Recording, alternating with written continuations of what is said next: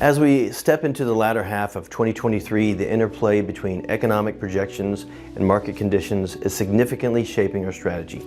As the year began, the scene was set for potential recession, most likely in the fourth quarter, a natural consequence of the post-COVID growth tapering off and the assertive Fed's tightening of interest rates.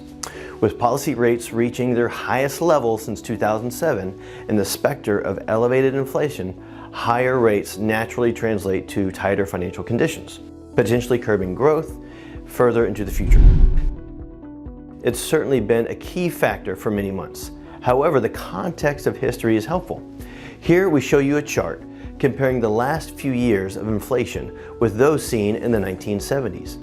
As you can see, the red depicts the inflation rate from 1970 to 1981. The blue line depicts our current inflation rate going back to 2018.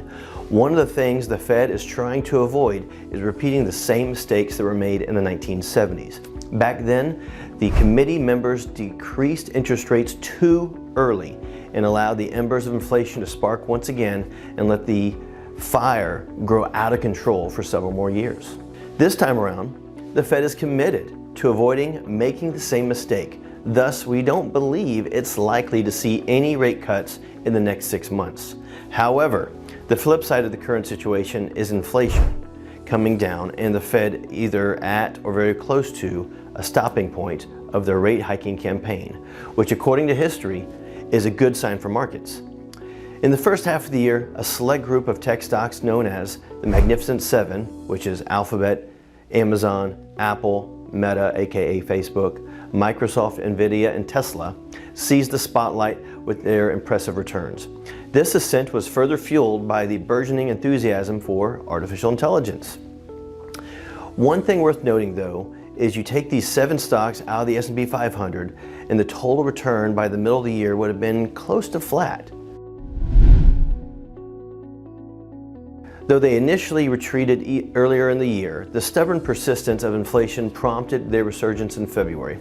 Interesting, in March, amidst a turbulent banking sector caused by the downfall of Silicon Valley Bank, First Republic, investors returned to the security of Treasury bonds, speculating easier monetary policy to follow.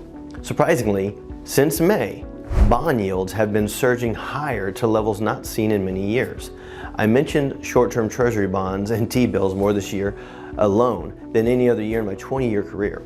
The reason why is because the last time yields were this attractive on short-term government debt, I was just getting out of college.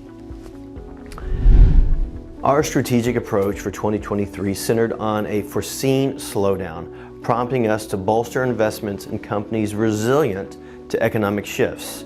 The quality companies that focus on strong balance sheets and consistent growth over time, or easier said, the Warren Buffett approach. This proactive strategy began in late 2022 and continued through the initial half of 2023. Although we maintained a reduced stake in the Magnificent Seven due to their substantial influence and associated concentration risks, we remain determined to have a broader diversification that tilts towards quality. As the midpoint of the year approached, the economic narrative took on an unexpected twist. Economic indicators remained unexpectedly robust: low unemployment, rising wages, sustained consumer spending, and a revitalized housing sector. The predicted 2023 recession transformed into a 2024 recession or possibly no recession scenario, with a growing consensus around a soft landing characterized by gentle declines in both inflation and growth. Now, turning to fixed income. The convergence of dwindling, though still elevated, inflation and the belief that the Fed was nearing the end of its aggressive rate hike trajectory led to a general dip in interest rates until May. While we aim to capture upside potential cautiously, the risks at large are still present. The improved economic outlook and the prospect of a softer landing reduce the possibility of a severe recession while elevating the likelihood of a gentle one. This alteration influenced our decisions to bolster exposure to the broader market, including small cap stocks. Nevertheless, our bedrock conviction remains. Economic trends tend to play out over a longer time frame. Thus, some caution is still warranted. So, where are we? As the summer has come and gone, we've continued to lower our equity exposure while increasing the fixed income side of the portfolio. Starting a few months ago, we began adding short-term treasury bonds and built a ladder to take advantage of the increased interest rates T-bills are paying, which is over 5%. In addition, we added hedges via an option strategy on Friday, August 25th.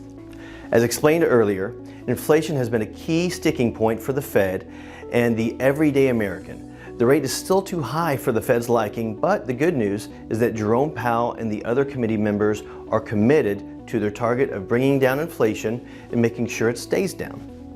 That translates into interest rates remaining higher for longer.